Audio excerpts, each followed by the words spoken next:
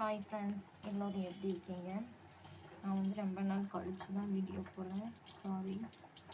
இன்றைக்கி நான் ஈரல் கிரேவி வைக்க போகிறேன். வாங்க எப்படி பண்ணலாம்னா, கடாயில் எண்ணெய் ஊற்றிட்டு சோம்பு சேர்த்துக்கிறேன், வெங்காயம்,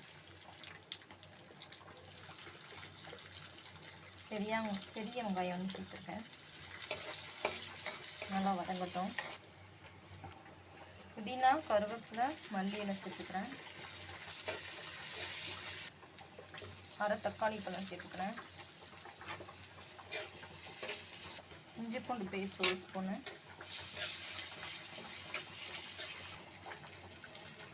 மிளகு பொடி அரை ஸ்பூன் சேர்த்துக்கிறேன். ஈரல் சேர்த்துக்கிறேன்.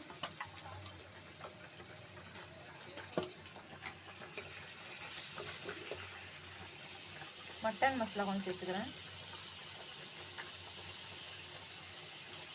தேவையான அளவு உப்பு சேர்த்துக்கலாம். இப்போ மஞ்சத்தூள் கொஞ்சம், வத்தப்பொடி கொஞ்சம் சேர்த்துருக்கேன். கொஞ்சமாக தண்ணி ஊற்றி வேக வச்சுருக்கேன். 1/4 டம்ளர் வேகட்டும். அவ்வளோதான் ஃப்ரெண்ட்ஸ். லாஸ்ட்டாக கொஞ்சம் பெப்பர் பொடி தூக்கலாம்.